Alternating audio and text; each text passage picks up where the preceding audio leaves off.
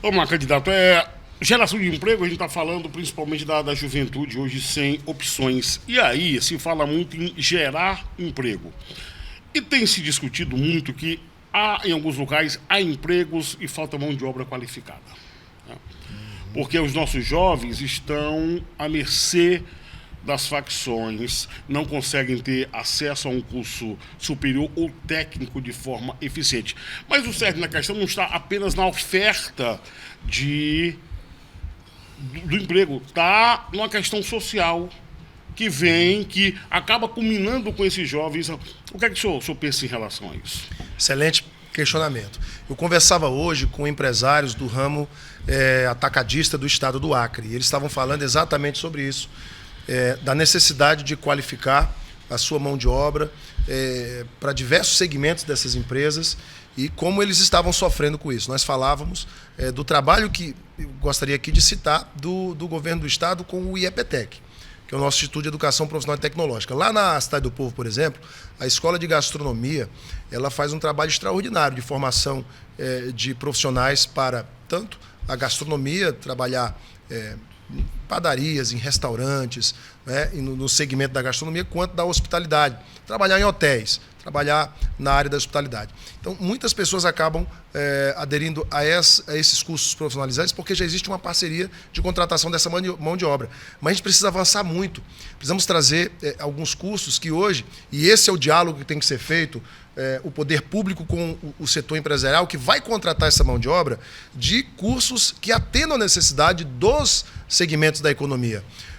Com o setor atacadista, nós atacamos esse tema, né? Falamos desse tema, né? E colocamos à inteira disposição a oportunidade da gente utilizar essa ferramenta que nós temos, o Instituto de Educação Profissional, para qualificar essa mão de obra para a contratação. E falando também de infraestrutura e de geração de emprego, são mais de 78 milhões de emendas nossas para obras.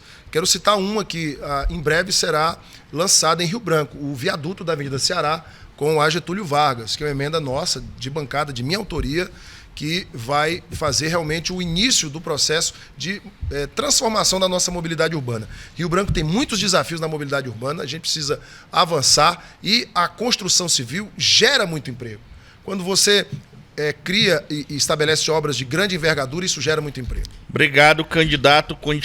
Continuando a temática infraestrutura e geração de emprego, quem faz a pergunta agora é o Luiz Carlos. Candidato, toda a campanha, os candidatos acenam para o meio rural com a recuperação de ramais. Os nossos ramais estão todos abandonados, essa é a grande verdade. Acenam que vão trabalhar, seja na Câmara Federal, seja no Senado, para resolver a questão da BR-364. E a BR-364 entra ano, sai ano, entra eleição e sai eleição e continua abandonada, jogada ao Deus dará. O senhor se elegendo senador, o que o senhor pode fazer para tentar mudar essa configuração de eternas promessas? Olha, Luiz Carlos, um tema muito importante que a gente ouve sempre que vai na zona rural. O que o pequeno produtor quer? Ele quer o seu ramal recuperado, com melhorias ou asfaltado, ele quer acesso ao crédito, ele quer assistência técnica para que ele possa produzir, né, e quer segurança no campo. Hoje é uma demanda que também aumentou muito.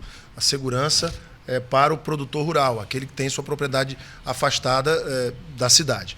Então, primeiro eu gostaria de falar do que nós fizemos. Nós investimos uma boa parte do nosso mandato em recuperação de ramais. Eu cito aqui alguns. Em Rio Branco, um ramal muito importante ali na região do Benfica e Moreno Maico, o ramal da Pissarreira, foi todo pavimentado com um recurso de emenda de nossa autoria. O ramal do Rodo também recebeu melhorias com emendas nossas.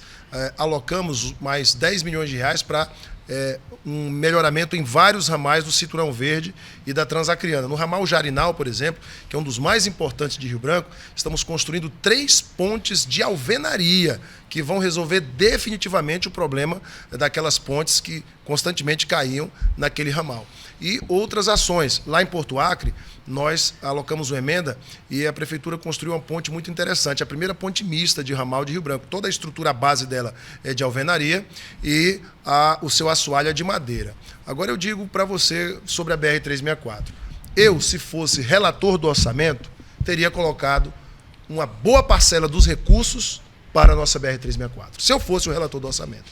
teria destinado ali, porque hoje, quando você vai no DENIT, quando você vai ali no Ministério da Infraestrutura, você vê a penúria dos ministros dizendo, nós não temos orçamento. Se eu tivesse a oportunidade de ter sido relator do orçamento, teria feito diferente. Teria colocado recurso para a BR-364 e iniciado o processo de reconstrução da BR. Porque hoje o que nós vemos é um paliativo. O DENIT está fazendo paliativo porque não tem orçamento. A partir do ano que vem, o governo federal estuda reconstruir a estrada. Obrigado, candidato. Para finalizar a temática infraestrutura e geração de emprego, quem faz a pergunta agora é o Astério Moreira. Bom, candidato, você já até iniciou abordando a pergunta que eu ia fazer, porque o orçamento é a mesma pergunta que eu faço para todos os candidatos ao Senado. O DENIT tem o menor orçamento da história desde que foi criado, na verdade. Houve muitas críticas aos governos petistas, porque a BR-364, inclusive foi tema da campanha de 2018, 364, né? Foi a grande bandeira também. E hoje o que a gente vê é a BR-364 nessas condições, né? O senhor falou de que provavelmente o governo federal vai alocar recursos, mas há uma garantia. O que é que a bancada federal pode fazer para resolver, equacionar esse problema da 364? Astério tem que fazer pressão.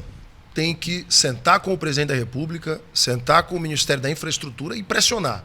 A nossa BR hoje, do ponto de vista logístico para o Brasil, ela só interessa ao Acre. Tanto que você vê mais obras de investimentos até Rondônia. Quando chega no Acre, parece que a gente é esquecido. Isso é uma realidade. Isso não é de agora. Isso é histórico. Então, o que nós precisamos fazer? Pressão. Um fato muito relevante, muito importante, e que às vezes as pessoas não se atentam, é que se nós ligarmos o Acre até o Peru por Pucallpa, essa estrada ganha uma relevância enorme para o governo federal. Por quê? Porque a partir daí nós realmente seremos uma carreteira de exportação. Muito melhor para os grandes atacadistas, as grandes indústrias que transportam pelo Porto de Santos ou pelos outros portos do país, levar a sua mercadoria até o Peru, para os portos do Peru, que ele vai ganhar pelo menos 15, 20 dias a menos de navio até os portos asiáticos, por exemplo, fazer isso pelo Acre. Mas a nossa estrada precisa tomar essa relevância para o governo federal. A partir daí, eu duvido, Astério, se o governo não vai duplicar a estrada, não vai fazer dela uma estrada modelo para o Brasil, porque, por enquanto, ela tem uma grande utilidade para o povo do Acre. Ainda não tem essa utilidade para o Brasil. A partir do momento que nós fazemos dela um importante corredor modal para o Peru, para os portos do Pacífico, ela ganha uma outra visibilidade. Aí o governo federal vai ter que ficar investindo. Até mesmo você fazer com que essa estrada seja uma via como a Via Dutra, como outras grandes rodovias que hoje são modelo para o Brasil. Mas é preciso esse tipo de investimento. Agora, nesse momento, o que nós temos cobrado do governo federal é a execução de um programa de reconstrução verdadeira da nossa BR. E isso tem que começar a partir do ano que vem.